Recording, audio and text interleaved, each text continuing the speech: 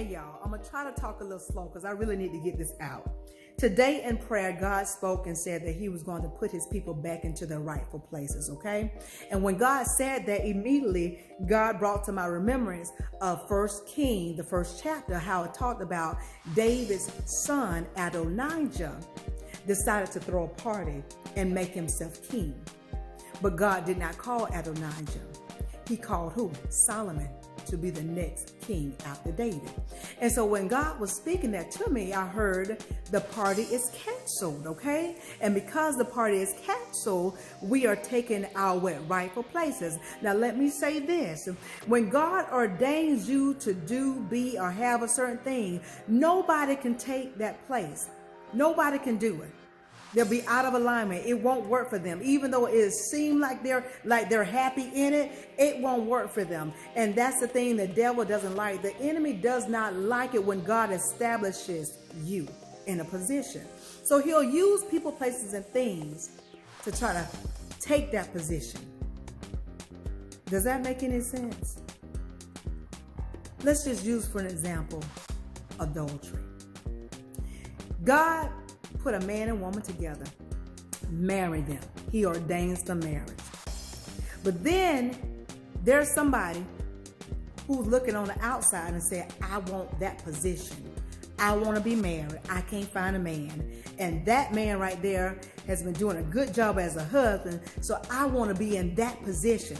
So that outsider decides that they, whether it's a man or a woman, decides that they will come in to intervene, and they will begin to act in the role as their wife, even though they're not married to them. But what God said in that he's going to cut away that, just like he did with Adonijah. God said he's going to remove those that have taken the role in your position when he know he ain't called you to it. Now listen, I want y'all to read these particular scriptures.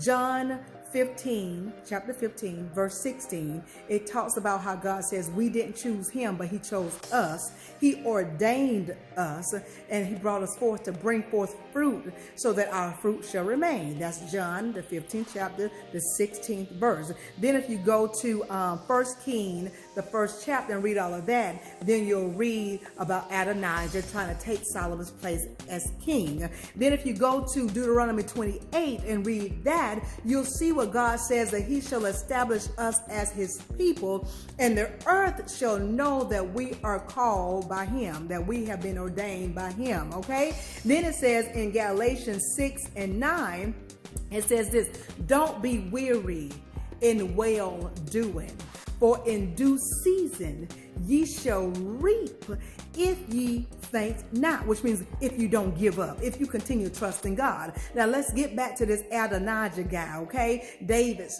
son. Now God told David, hey, listen, David, when you die, the next one after you is going to be Solomon. I want him to be ruler over the children of Israel. And so David understood that. He knew that. So David announced it. Guess who knew about it? The priest Zadok, the prophet Nathan, Bathsheba, Solomon's mother, and some other people knew that Solomon is supposed to be the next king in line once David passes away.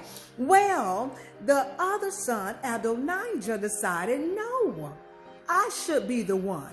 So Adonijah decided that he's going to plan him a party. He's going to say, party over here, party over there, party over here. I'm going to be next in line for king. So he begins to plan this party, and word gets out. Prophet Nathan hears about it. The priest Zadok hears about it. And they're saying, did you hear about this?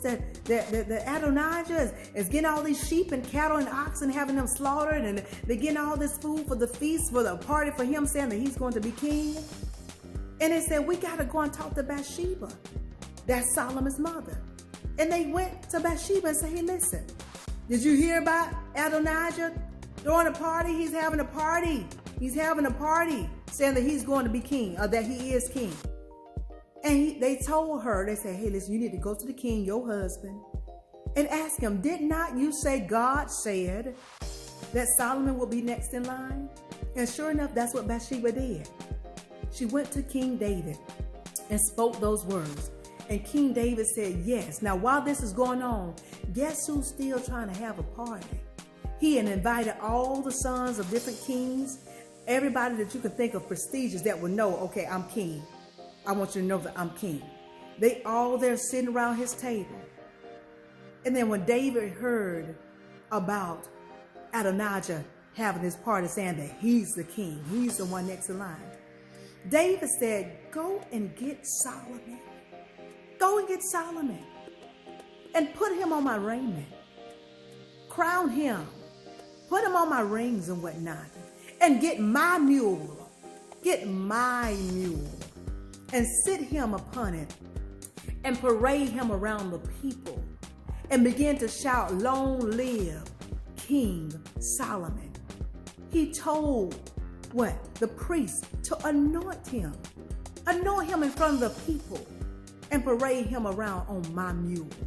See, there's something when the CEO shows up in his vehicle, you know that's his vehicle. Because he either in a Maserati, he either in a Rolls Royce, he either in a Bugatti, he in some fancy car. Because not everybody had the kind of mule that David had. Because his mule was decorated. It was decorated with a whole lot of stuff. So when they saw Solomon sitting on the king's mule, they knew.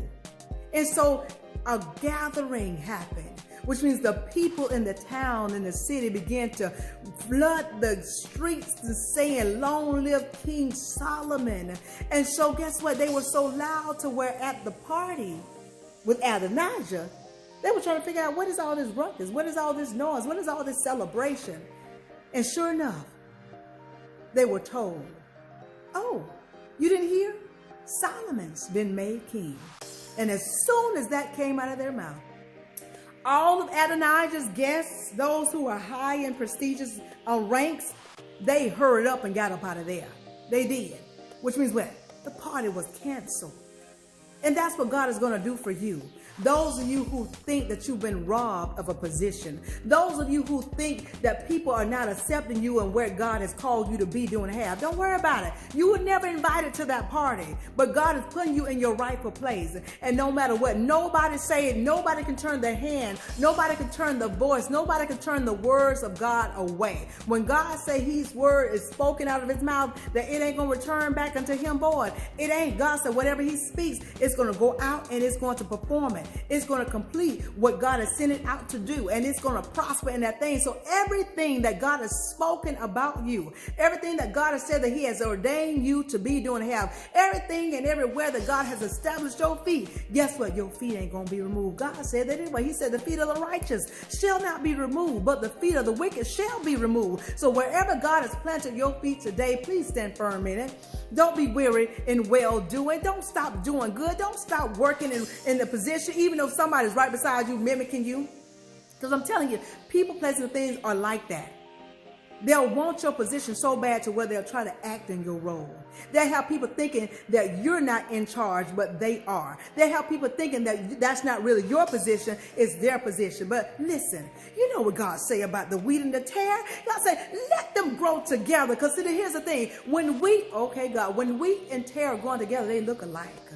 They look alike. They look like double mint twins. They do. But listen, God said once that wheat has reached its growth, then you'll be able to tell the wheat from the tare. And God said that's when you uproot that thing. That's what Jesus said, that God said he will uproot every single plant that he didn't plant. So don't worry about people trying to be like you, people trying to act like they're in your position. Ladies, maybe you got a lady on the side and she's always in your husband's face trying to act like she Mrs. whoever. Or you may, men, that's probably a guy always around your wife and he's trying to act like he's Mr. So-and-so to your wife. Don't worry about it. That wheat is about to be plucked up, up. Y'all know what I'm saying? It's about to be uprooted. It is.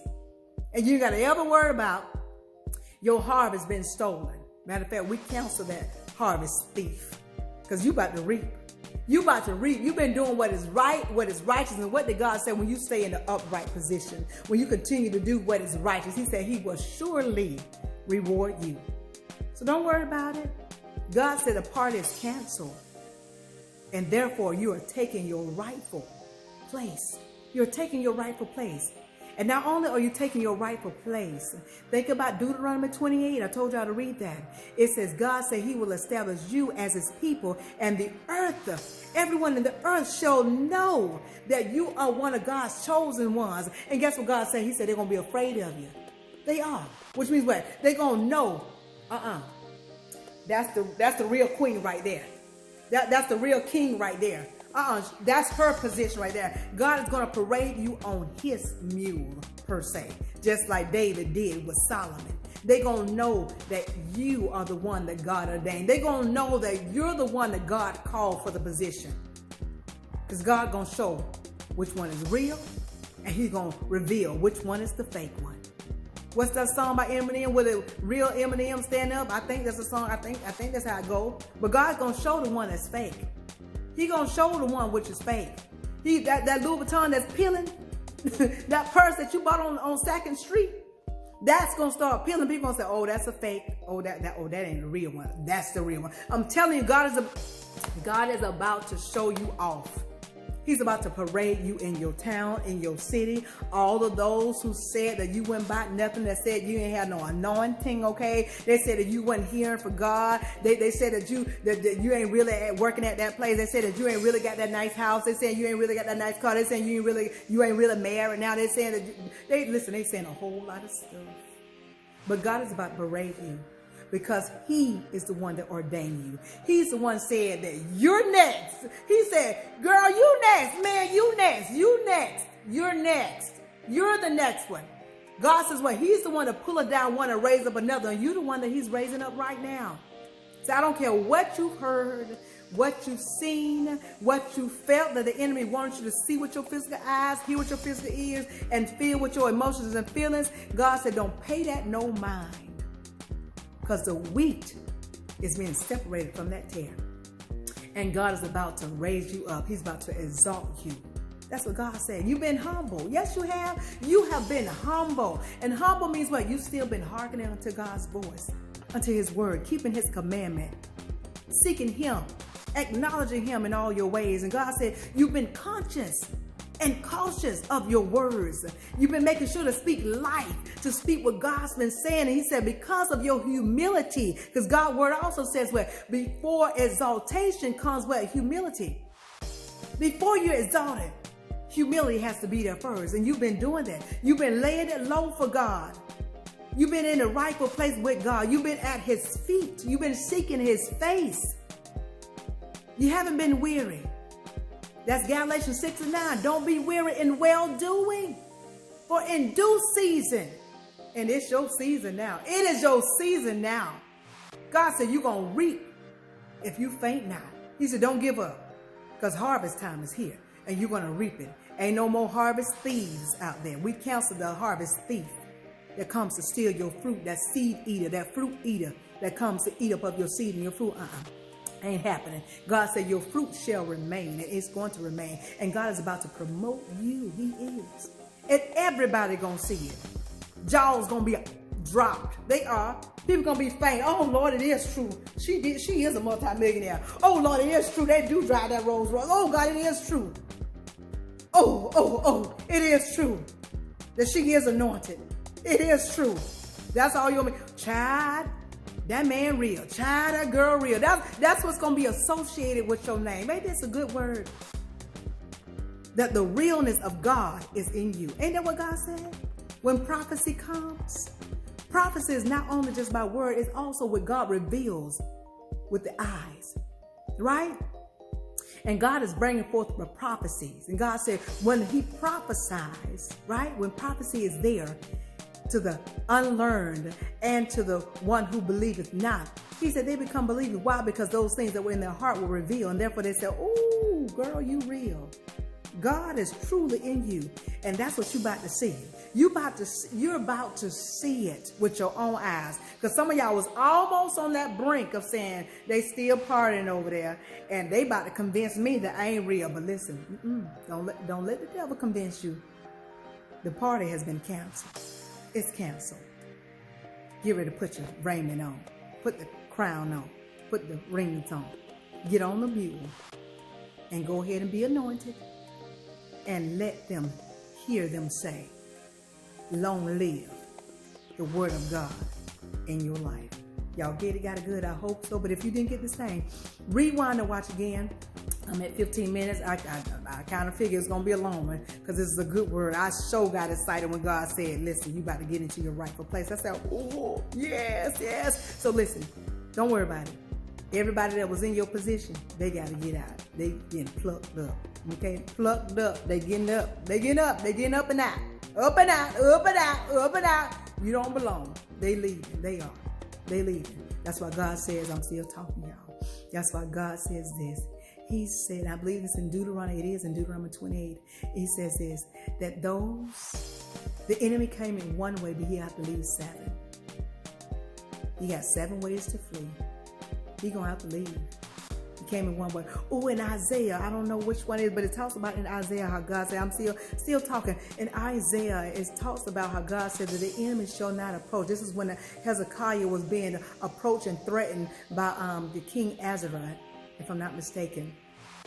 And God said, I am your defender. I'm the one that defends you. And therefore that enemy shall not come nigh your city, and he shall not release any arrows. And the way that in which he came, he gonna leave that same way. Then God goes on to say that he gonna put a hook. Okay, I'm getting happy. Put a hook in his nose and put a bridle on his lips, and he gonna turn them in a direction of going back the way he came. So what I'm telling you today, that you've been worrying about, that's been aggravating you, frustrating you, keeping you up at night, don't worry about it. You get into your rightful place. Get into your rightful place. All because what? That party is canceled. You the real deal. Because what? The real is in you, and that's God. Okay, I'm gonna go for real. Y'all be blessed, stay blessed. If you didn't get this thing, like I said, rewind and watch again. But in the meantime, in between time, if you take just a little bit of what I'm telling you and apply to your life to the best of your ability, you won't ever have to make the smile. Mask the smile. Why? Because your smiles will always be genuine. Be blessed, stay blessed. Be blessed, stay blessed. Be blessed, stay blessed. Y'all know what's coming next. Get ready to be exalted.